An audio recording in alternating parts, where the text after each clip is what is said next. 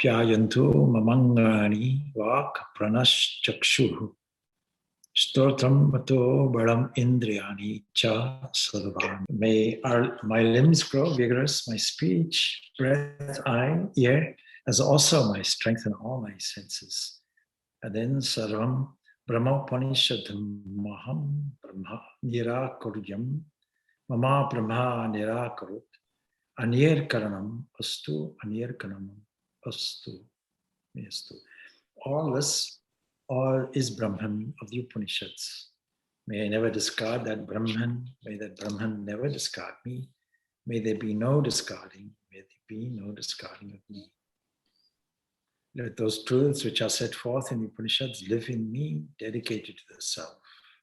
Tad atmani nirteya Upanishadsu dharmasti mayi shantu om shantihi shantihi shantihi.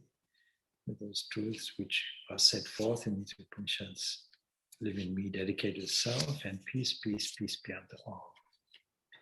Now, it was 2 weeks ago now, and we might just go through a brief understanding of what we have so far.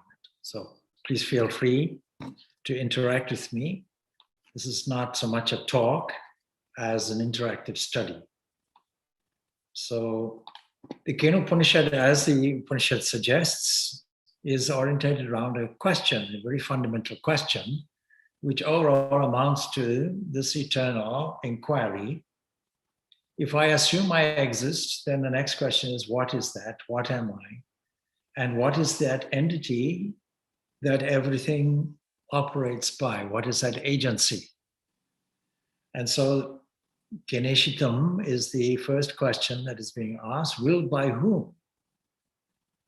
And then we can take a number of the various faculties that by which we know the world. In order for us to know the world, we have to have three things. There has to be a knower, there has to be an object of knowledge in its various forms, and there has to be some process, some methodology. The methodology we normally call science. But if we want to find out what is the fundamental thing, science won't help us, because science requires these three faculties. But to know the knower, how can you do that? And so the second part of this Kena Upanishad takes up that inquiry. Having presented something, and what is presented is that the mind has to be directed by something. The eyes are directed by something. Ears are directed by something. It's assumed that that takes place because all these faculties externally are just made from food. These are just organic and in themselves cannot be sentient. Something is behind it. That much we know. And what is it, is the question. And then the answer comes as an obvious statement to say, because certain things function, then we know that what sits behind it, and there's a beautiful meditation comes out, would be the ear of the ear, that entity that listens and watches the ear. Same thing with mind. Same thing with speech, same thing with the breath. And we can take all these individual examples, sit quietly and think now, what is directing the mind? Never mind what the mind is thinking. Who is directing it? There's a certain function that we have called attention, and attention wanders here and there, but we can catch hold of it and we can direct it in a willing way, in a conscious way. What is that entity that does it? And the conclusion on it is that entity called Brahman. And we have to understand how all these scriptures have to be studied. So we listen, Shravana, and listening, very few people have gotten the true skill of listening, the art of listening. That is listening with the full faculty of your attention, so that you really, really understand what is being spoken And that understanding comes out as manana, reflection. And then we have to understand, what does it actually mean, nitityasana?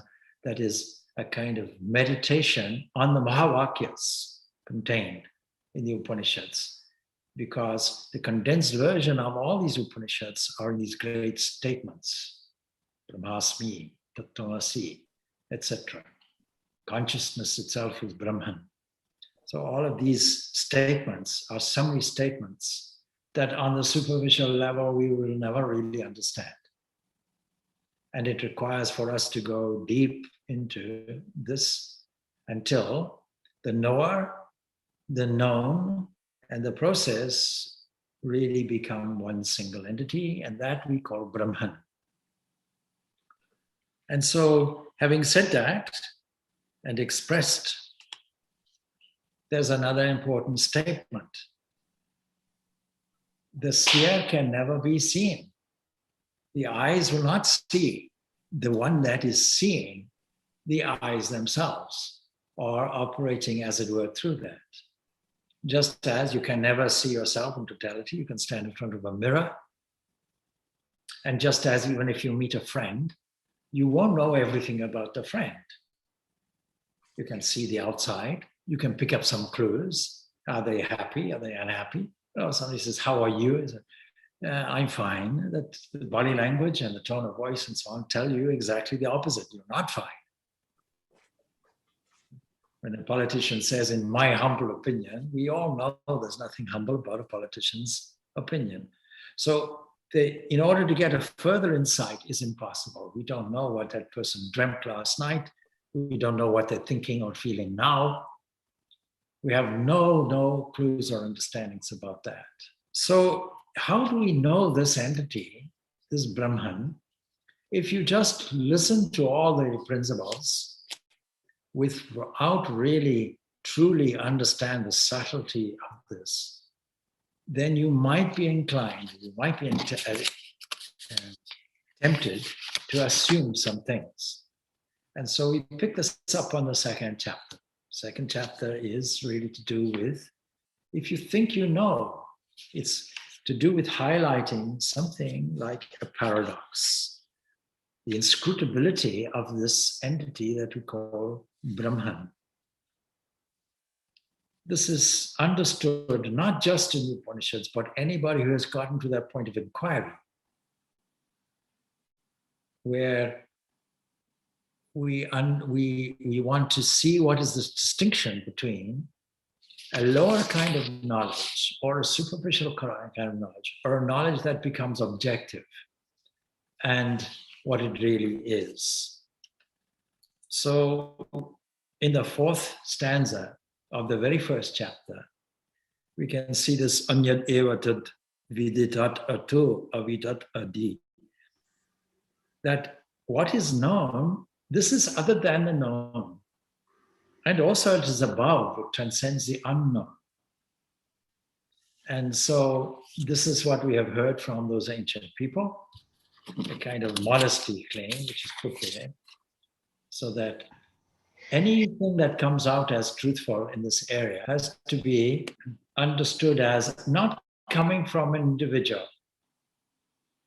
If there's such a thing as truth, it must be completely universal and verified and experienced by every other mystic or internal inquirer, so that we understand, firstly, it is a universally accepted and verified, and secondly, it comes from some credible authority, and we have to quote the credible authority. Supposing I come now and give you a nice talk about the paradox of the inscrutability of Brahman, subject of the second chapter, and don't make any reference whatsoever to this Kena Upanishad or any other Upanishads for that matter, then I can recommend that you take whatever I have to say with a pinch of salt. There is nothing new anywhere. And anybody who doesn't refer to some kind of authority or reference, we should really view with some skepticism. And a skeptical mind in this is necessary. We have to apply our reasoning as well as our instinct. Because, somebody tells something that is truthful and it has a ring of truth, but still has to be verified.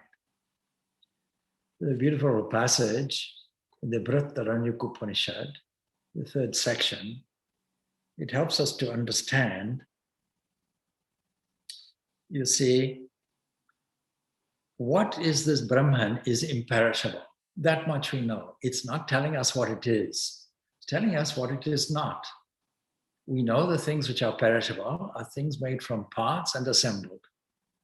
And because they're assembled and made from parts, they constitute an aggregate. We know that they'll disintegrate also. Because everything that is a part is not the fundamental. We know this even from physics, that if you want the fundamental elements and you discover, oh no, there's another part of it, it's not fundamental. So in Switzerland, we have this great expensive experimental laboratory, the Large Hadron Collider. They're trying to break down things into more and more tiny microscopic fundamental parts. And you wonder really if they're succeeding, but that's another thing. So this entity is imperishable. And it is also unseen. So it's not the object of the sight and sound or any of the senses. We can't say, I can see it out there, because it is the seer, and the seer can never be seen. So it is the seer, and it is unheard because it is the hearer. This is exactly an echo. So we find one Upanishad verifying another, using slightly different language, but exactly the same concept. The seer behind all sights, the thinker behind all thinkings, is unthought, but he's the thinker. Whenever you catch the mind in a state of thinking and the thought arises, understand that there's a thinker behind it. There's a knower behind it. There's a witness behind it. And that is Brahman. And there is no other seer but this. There's no other hearer than this. There's no other thinker but this. There's no other knower that this is repeated twice. By this imperishable is space woven like warp and woof, beautiful expression, like a fabric. And way, thousands of years before, Einstein in his general relativity described the space-time continuum as a kind of fabric of space-time. That's how we refer to it. How do we describe the effects of gravity? It's mass impinging on a kind of fabric, and that makes a distortion, and that distortion makes things rotate, is the idea. All right. So there are some things, therefore, that prevent us from understanding this. And I'll give you just a few examples. And this Kena Upanishad has brought them up already by mentioning eyes and ears and so on. One of the common misunderstandings would be in overconfidence. Having had this explained, we can say, yeah, I know it. And we have to also bear in mind that by saying it's the eye of the eye, the ear of the ear, we are mentioning two things. We're mentioning the fundamental entity behind everything, but we're also mentioning the expression of it. And the expression of it is also Brahman with names and forms. And that is unlimited, because everywhere we look, we find names and forms. So three things are there. Something that is a substance, something that is a name, and something as a form. Do you have an example for that? So many. Let us take, for example, gold. We can take the substance gold, and we can make different items from it. We can make a ring, we can make a bracelet, a necklace, we can make a cup. We can, when it's smelted, gold comes out in a bar, but in its molten state, it is molten. But gold is gold, regardless of how we mold it and what shape we give it to. And one thing's for sure, there is no gold and a ring There is no gold and a cup. These are just various forms of one thing, one substance, gold. In this same way, by understanding only a small bit, by understanding the ring, we do not understand gold. When we have a look at switching on a light or a computer, every child today pretty much knows how to operate a computer in various forms, as maybe a game, computer game. If you want to know how to operate modern technology, ask a 5-year-old child, they'll show you in a few seconds. My generation doesn't quite get it. But even the child knows how to operate something, but does not know how it works or why it works. You can switch a light switch on, but to know the necessary connections, the electrical current behind it, that's something different. When you drive a car, there are many people, astonishingly, who know how to drive the car, but have no idea how pistons move. They have no idea of the propulsion mechanism, of the internal combustion engine that hasn't changed, basically, since the early 20th century, just in a fancier way. Until, of course, we come across different systems, such as the electric car and so on. And now there's the driverless car. But I can tell you, people are quite happy to go into these driverless cars and have no idea how it operates. What's the necessity for it? So there is a limitation to our knowledge. And if we declare, I know, we have to be extremely careful. So there's an overconfidence that actually stops us from truly knowing. This is one example. Another example might be, and we have mentioned it in the Kena Upanishad itself, the inferences there, to mistake the corporeal body and the subtle matter, which is called the mind. And also all the other shining things. And in the Upanishad, where they refer to it as Deva, and I was with a few devotees yesterday trying to explain that this word is badly mistranslated, but we don't seem to have much of an option. So the translation comes out as deities or gods, implying that there's a polytheism going on. No, but the misunderstanding is this: there's no creator and creation separate in this Vedanta. You can begin by thinking of this for convenience sake. Just as you can say, my name is so-and-so for passport purposes, but underneath, what is it? Underneath is that knower, that thinker, that witness that is called Brahman. But nobody will understand it. If you say, what is your name at the immigration office, at the passport office, and say, I am the imperishable, and go on like that, they'll probably take you to a private room and bring a psychiatrist or psychologist along to examine your sanity. So it is a fallacious thinking to think that the object, whether it is internal, corporeal, bodily, or external, as these illuminating factors called devas, deities, devam. So what is the difference? The shining one, the things that manifest, that are the signatures, that are the exhibited forms and names of this one entity. We should not simply draw a line there and say, I understand it all, because you haven't understood anything. You understood some of it, a small part of it. And another one would be believing that one is so ignorant you can never understand it. It's beyond you, so you give up completely and say, yeah, I'll never understand it.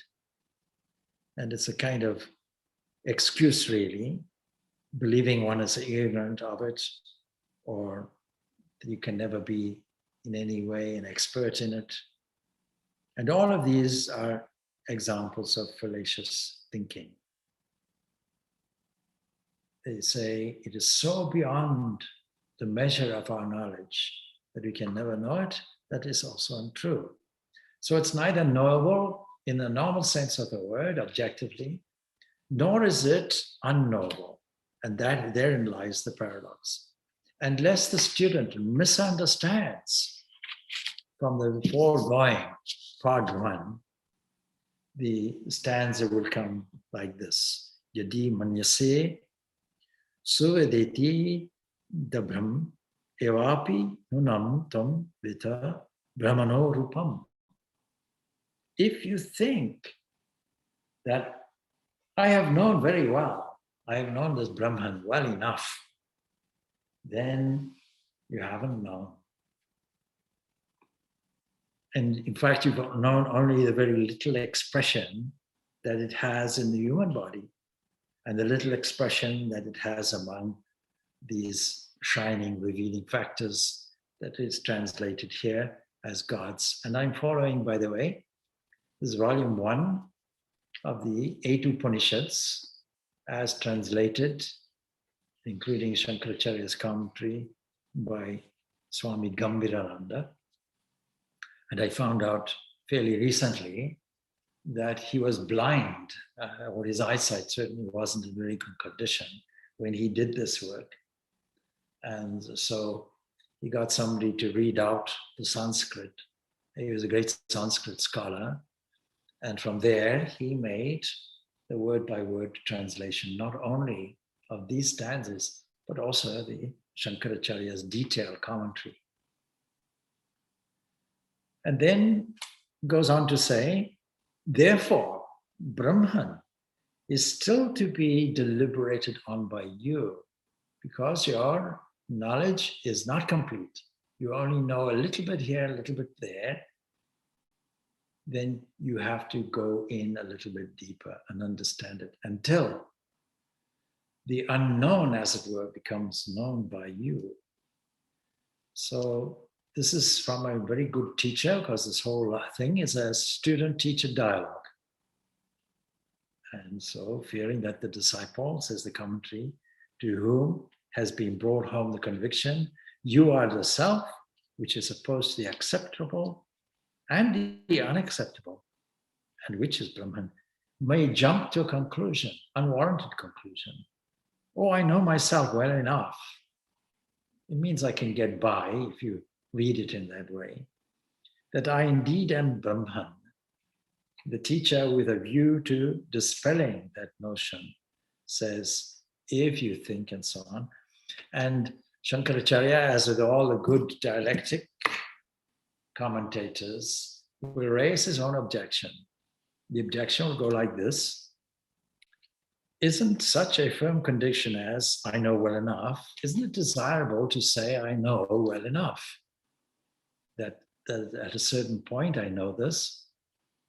Isn't it good to assert at least a partial knowledge? And the answer comes, yes, that's true. This is a kind of sales technique in a sense. You agree, you say, where you can say yes, and where you say but, Supposing a salesperson wants to sell you an expensive item, and they say, it's very expensive. A good salesperson will say, yes, it does seem to be expensive, until you realize all the benefits. So here's a true teacher, and he's saying it's true. A firm conviction is desirable, but not such a one as I know it well enough. In other words, I know it sufficiently. But how can you know it sufficiently? And that knowable thing alone that falls within the range of cognition can be known thoroughly, yes. Something that is within the range of your cognition, objectively can be known. So in today's dialogue, as I mentioned many times before, with neo-atheists and so on, they say, show me evidence of God. By the age of about 15, most people in Ireland and other places in Europe, looking at the statistics, will be persuaded by saying, we don't believe in God because we have no evidence. Well, please define God and please define evidence. If you're looking for something objective, you'll never catch it. You can't take this thing, this understanding of God, even if it is some God with form. And you see, that form of God will lead you to the formless, according to such great Advaitins as Maharshi or the great Advaitins. They will still say that you can go to the formless through the form, but you have to understand that the limit of form is not there. There's much more. And with that profound understanding, your love creates a wave of grace that flows to you and becomes a revealing factor. So, just as an inflammable substance becomes consumable to a fire that burns it, but not so the essence itself of the fire. Fire cannot burn itself, and fire cannot reveal itself. It can reveal something that it lights, and it can consume something that it is not, namely fuel. And you don't know, if you have no real objective understanding of how combustion works, you have no idea where that fuel went to. But fire cannot burn itself.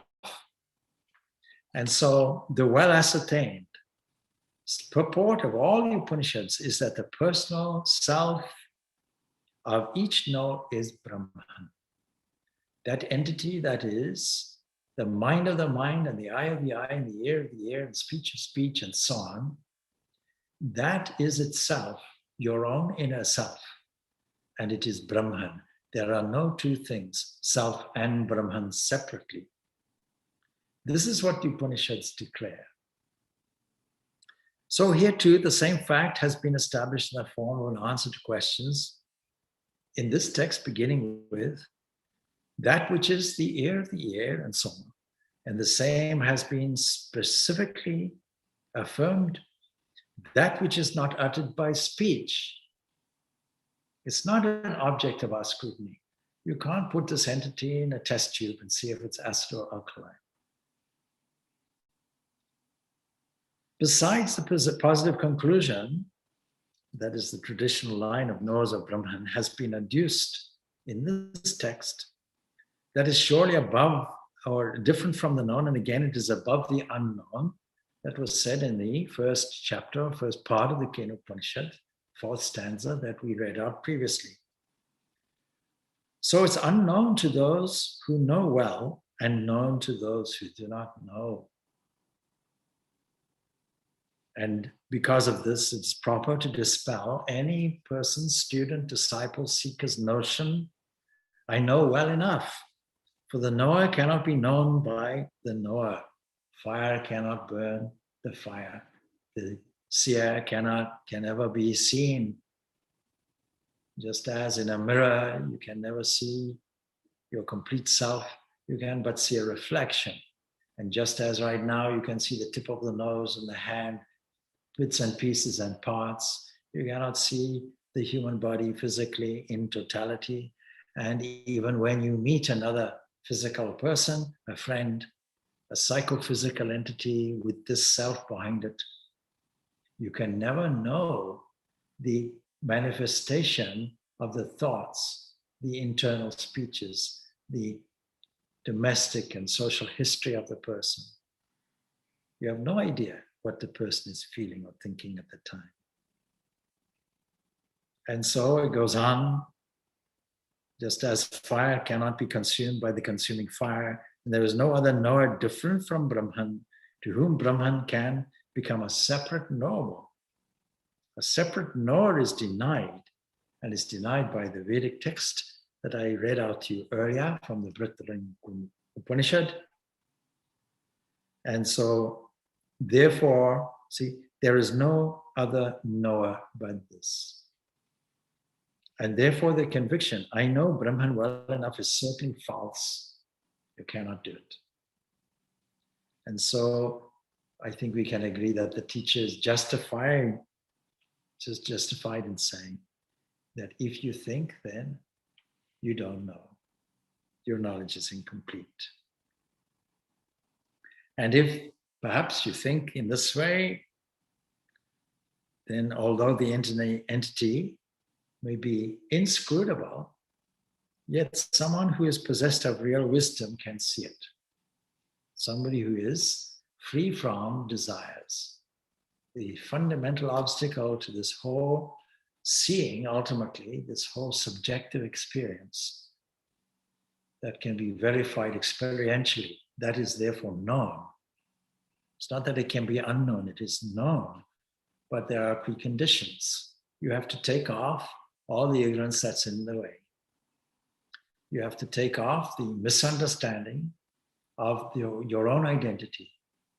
You have to understand, in actuality, I am that immortal self. I am that imperishable entity. That means I'm not the body, I'm not the mind.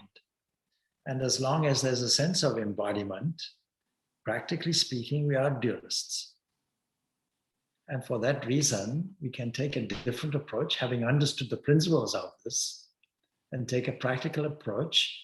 That practical approach is coming in this very Kena Upanishad, in the very last parts of it.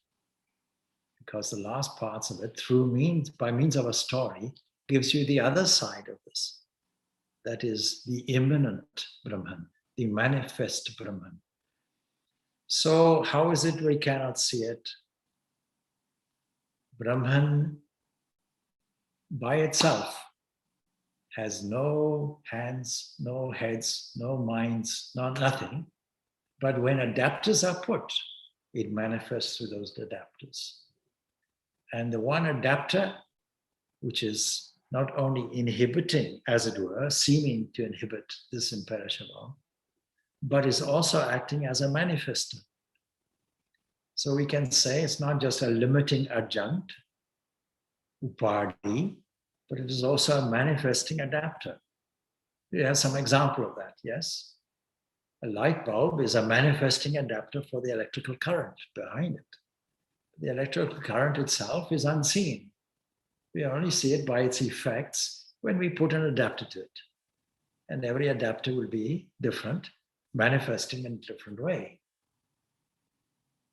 And when we make that misunderstanding that the adapter itself is somehow the essence, that the ring in itself and by itself is different and separate from the gold, the gold, when we make that misunderstanding, then we try to sustain the misunderstanding, and that sustaining of it is called desires. A feeling that there is some gap in me.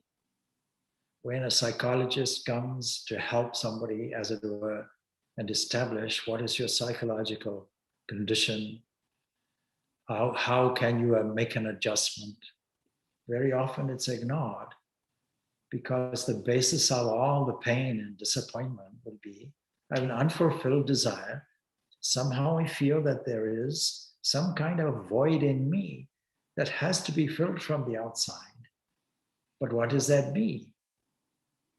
It is the self-contained misunderstanding or self-contained thing that sees independently and has its own declaration of independence over and against other individuals. And we can extend that also to nations.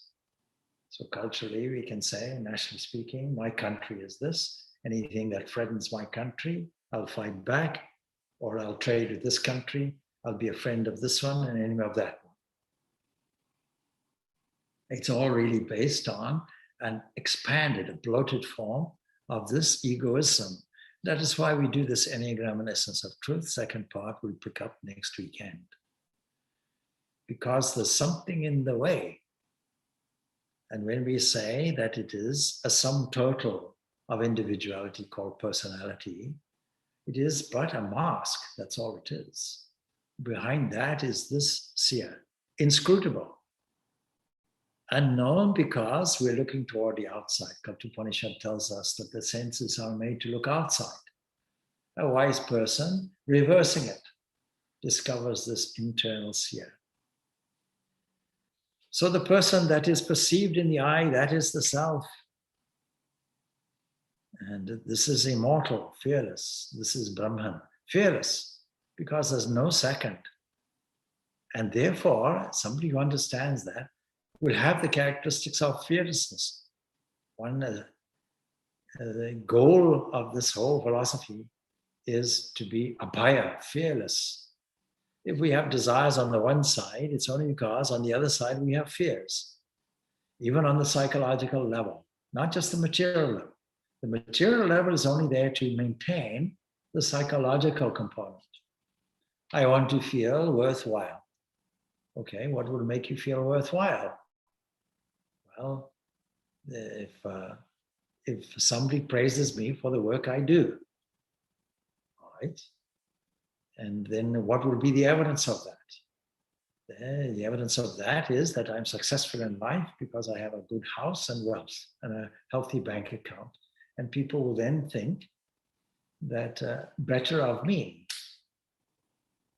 And we can see how hollow and shallow and meaningless that is from a long-term perspective. Because a short-term perspective, it may well have some meaningful component, but it's only short-term. That's the problem, and doesn't get into the deeper aspect of things. And then the commentary mentions from the Chandogya Upanishad this misunderstanding about knowledge, that even if a group of people such as this is taught something, many of you will and have, no doubt, gone away shaking their heads, saying, I have no idea what the heck he said. And others will say, no, I picked up something. And others will say, yes, I understood it fully. Different people receiving the same thing will have different rates of absorption, different ways of understanding. And actually, the philosophy is extremely simple. What makes it difficult is that it goes against our normal view of things, our normal way of thinking. It goes against our instinct, our gut, and yet deep down, we know it's true. Deep down, we have a sense of existence, self-existence. Deep down, we have this idea of immortality. And it's only that we are expressing it in different ways through survival, strategic, survivalist techniques, to do with our domicile, our group of friends, to do with our making sure that we sustain our bodily, physical, and psychological and emotional needs, all of this. But because deep down, we know we are existent. Deep down, we know our nature is bliss. Tell me, why else would we have a sense of humor? Why else would we seek joy? These are the very clues to it. Anyhow, the story in the Chandogya Upanishad, we divide in these stories, in these mythologies, to highlight virtue and vice, that there is a group called the deities, the gods, and there's a group called the demons. And Indra is in charge of the one, the gods, and Virochana is in charge of the demons. Bearing in mind what I said about gods, but it's a story, okay? As a forces of light and forces of darkness, or put it as angels, or whatever form you like. But they're all children. They're children of the Lord of all creatures, the creator God, Prajapati. And his first instruction is, in answer to what is the self? And Prajapati, as a good progressive teacher, progressive means, let me give you a little bit, take it as you want, think about it, and then you're ready for the next step. Some are ready and some are not. So go to the river, go to water, look inside. That is the self. What you see is the self. And go and change your clothes, and with a change of clothes, look again. That is yourself. Virochana, having the nature of the demons, that is, having an interpretation of life that is purely physical, biological, material, looks in the water and says, I'm quite satisfied. Goes back to the demons and says, I've discovered what the self is. I'm pleased to tell you, the self is what you see. It's bodily, it's physical. Whatever you look at in the mirror or the water, that reflection, that is you. And even when you change clothes and look again, that still is you. And therefore, what's the outcome? The outcome is sustain the body, eat, drink, and be merry. And all the demons are extremely happy. That's what they were hoping for. The materialist view, that's what it is. What is the purpose of life? Well, from a materialist view, it must just be that. Be as egocentric as you can, but it doesn't explain why there are morals and ethics in humanism, scientific humanism, or atheistic humanism, or materialism. Why should there be any higher morals and values? No need for it. Why shouldn't I do the most harm if it serves my selfish purpose? Why shouldn't I be a complete Epicurean? But even in Epicureanism, there was an essence of morality. Why should I not be completely hedonistic? If all my morality is based on consequentialism, the reason why I don't rob banks is I'll get caught, arrested, and put in jail. I don't want that, therefore I don't rob banks. Nothing to do with the social good. So Indra has a look and sees and says, there can be no hope that this is the self, because I can see how changeable it is. And I can see that the body dies, and I can see that even with a change of clothes in this way, this whole thing is changeable. There's no hope for materialism to be the self, and it goes back. And then the second thing, of course, is it's the, the mind and all of that goes through all the individual components of what we interpret to be I, until he comes to that self. So the story goes, Virochana, though he was the son of Prajapati and a scholar and a king of the demons, still owing to his natural defects, understood contrary to what was taught. Virochana was a scholar, well learned. That's why he asked the question. It's something similar to what is the meaning of life? What is the fundamental essence of life? All these questions are there. The only thing is, even though he was clever, just as many well-meaning intellectuals may be clever, and philosophers of science and so on may be clever, but still they give the wrong interpretation. So he understood, contrary to what was taught, an opposite object, that is the body, to be the self. But similarly, Indra, the king of the gods, who could not comprehend when instructed once, had to be instructed again and again.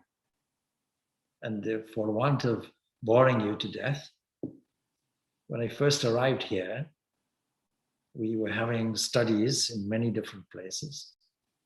And there were two people who came, and the one person came once or twice, never came again. And the other one, who was a friend, I asked him, where's your friend?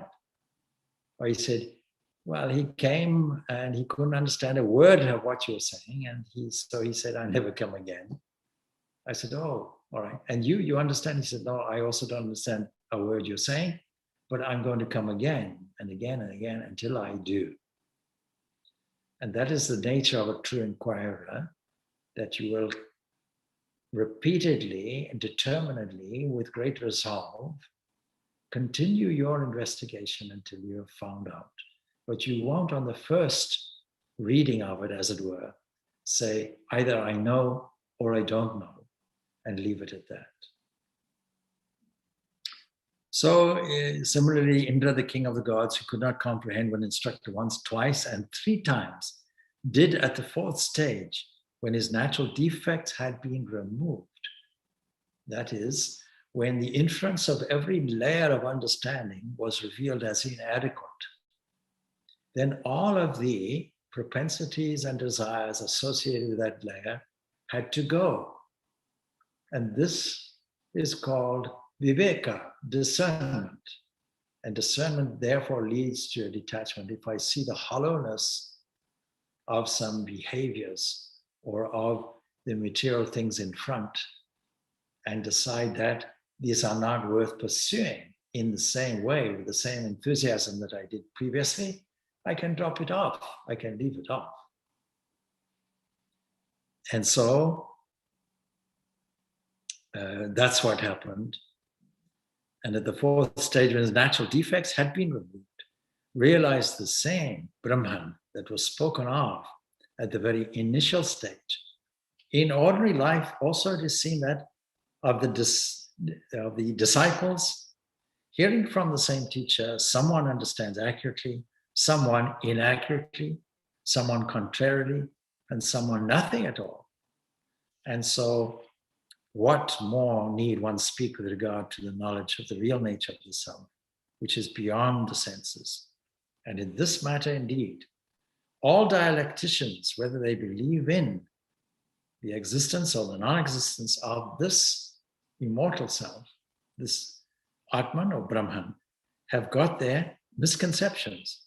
And therefore, though the statement Brahman has been realized, has been made with firm conviction, still the teacher's apprehensive remark, if you think, as a cautionary statement, and that's quite appropriate in the view of the unwarranted comprehensions. Tvam, you, Vita, no. Nunam, certainly, Dharam, Rupam, Eva, Yapi, the very little form, little expression. Just as we see, oh, all gold must be rings. No, that little expression is there. Wherever you look is a small expression, there only being one without a second.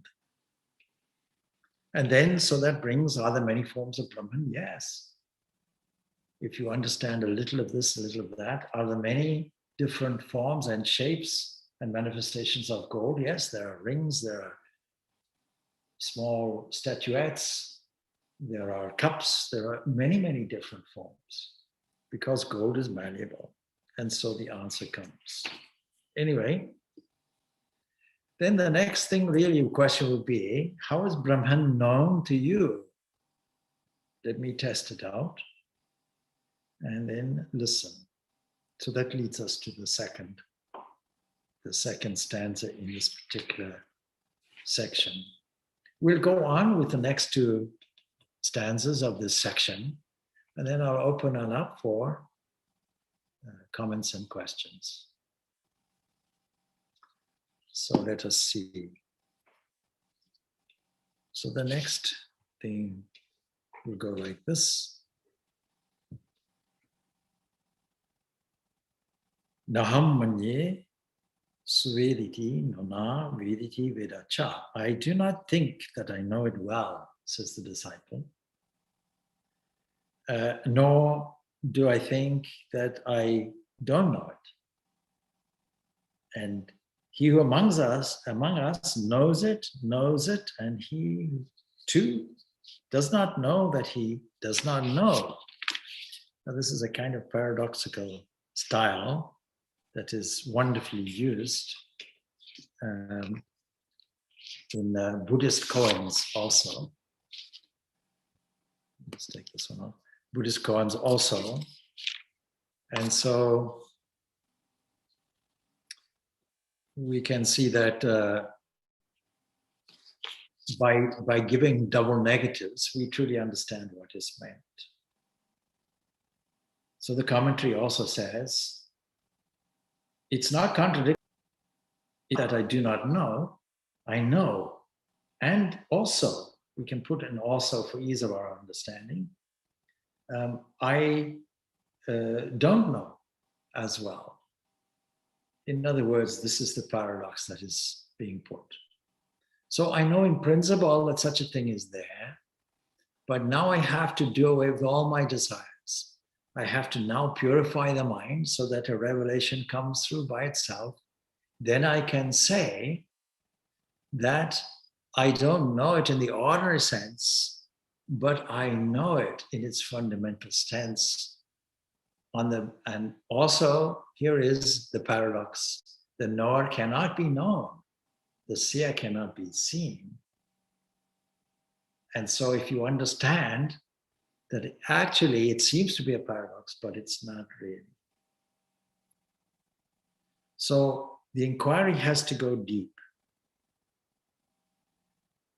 The some examples of that. There was the founder really of Western monasticism is the Egyptian Saint Anthony. And Saint Anthony delivers a judgment about prayer.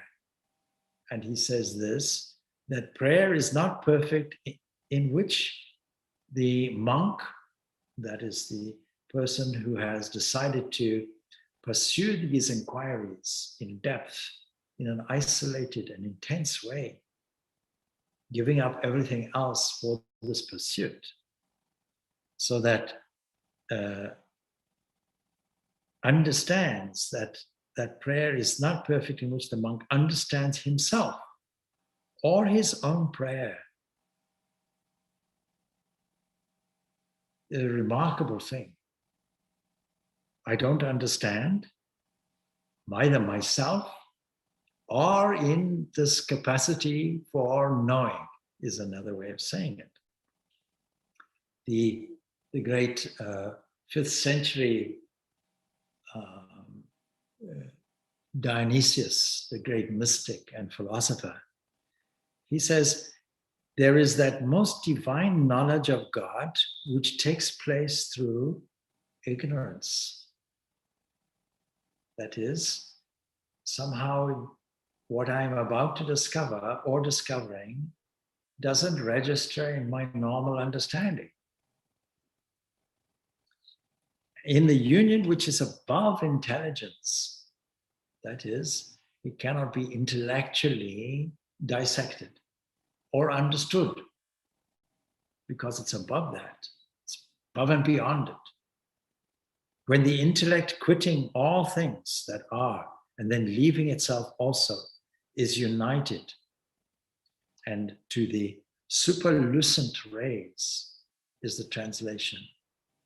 We can understand how things are luminous, but this is superlucent rays being illuminated thence, and therein by the unsearchable depth of wisdom. And this comes from his treatise on divine names. The 16th century monastic saint, Louis of Blois, he observes, the soul, having entered the vast solitude of the Godhead, happily loses itself. The Godhead is distinct from God. Meister Eckhart's language, the God, but what is beyond that? In other words, this entity with form that leads us to a formless aspect, happily loses itself and enlightened by the brightness of the most lucid darkness, becomes through knowledge as if without knowledge, and dwells in a sort of wise ignorance. So we can see how this seeming paradox is presented so beautifully. So to whomsoever it is not known, to him it is known in that sense. And to whomsoever it is known, he doesn't know. There's an Upanishad way of emphasizing it through double negatives. It is not understood by those who understand it, or who think they understand it, or who declare they understand it, or perceive that they objectively understand it, but it is understood by those who do not objectively, we have to put that term in, understand it. And so you can see how these verses bring out how we struggle with the difficulties of human expression. That when you come to this, words fail really, because it is not known in the objective way. And how we confess to ourselves the insufficiency of mental utterance. When Sri Ramakrishna was asked to explain this, words failed him, and it resulted in frustration of tears. And he was pushed by his students, his young disciples. Come on, tell us, what is this Nirvikalpa Samadhi like? And as he goes in, as it were, he breaks down, fails, words fail. That is why these great rishis, these great mystics, these discoverers of this truth are also called munis, silent ones. They practice mauna, not as a discipline, but because words fail. Words come back together with the mind. So that is the third stanza. Again, if we pick up what Dionysius is to say, he says, God is invisible from excess of light. He who perceives God is himself in darkness. God's all-pervading darkness is hidden from every light and veils all recognition. And if anyone who sees God recognizes and understands what he sees, then he himself hath not seen him. Right. And so the next section will deal with the value of the knowledge of Brahman. Having understood the inscrutability of it and the paradox associated with it, what is the value of the knowledge of Brahman is the next thing to be explored, but we'll pick that up not next Saturday, but the Saturday afterwards. So we'll leave it off there and see if there are any final comments or questions and see whether you got more confused or less. Namaste, Swamiji. A quick question on the double negative that you mentioned earlier, where you said it is not understood by someone who thinks he has understood it. Does that mean, the whole of this Vedanta is more of an experiential reality, something that one experiences rather than trying to objectively understand it? Is that what it means, or have I got the wrong end of the stick there? No, that's right. There's no point. You see, there's no point in studying all this if it doesn't lead you somewhere. All these Upanishads have three objectives. You have to know what the principles are. That's very important. But more important than that, you have to know what the practices are, and the Upanishads give you the guideline for it. And then they give you sufficient material for meditation on it. So all of this is catered by the Upanishads. And what we mean by practice is rallying the emotions around. So getting the experience of it. And so we have a number of examples. Supposing you have never been to, let us say, Chile in South America, and you watch a travelogue and so on, and you see what is going on in the capital of Santiago. And that's all very well. But actually going there and experiencing for yourself is completely different. Ramakrishna describes that some people have heard about milk, some people have seen milk, and others have tasted it. And all three are necessary. If I didn't hear about milk, I wouldn't have been enthusiastic enough to go and say, what does it look like? But even that has no meaning until I taste it. Now, supposing you're able to say, I know milk now because I've tasted it. Now, how to explain to somebody who may have seen milk or even heard of it, but never tasted it? So it is that is necessary. If you simply take all these study of these Upanishads as just an academic study with an exam at the end, then it wouldn't have any meaning. I hope you understand. Yeah, absolutely. That's as good as tasting milk. Thank you, Swamiji. Okay. All right. So the real understanding, the real knowledge comes when you taste the milk.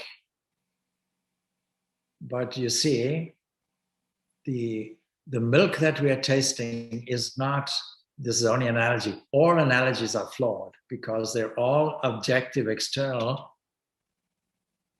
analogies of something which is subtle and internal and subjective, because in this case, if you still use the analogy of milk, you say, I am the milk. Then how would you see, you can never even say milk in a separate sense. And that gives you this paradox. That's absolutely, that's great. The knower can never be known. So if you say, I know the knower, it's a contradiction in terms.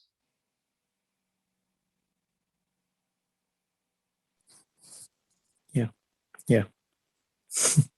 But to the mystic, they can say, they know what they mean, because I have seen, I know.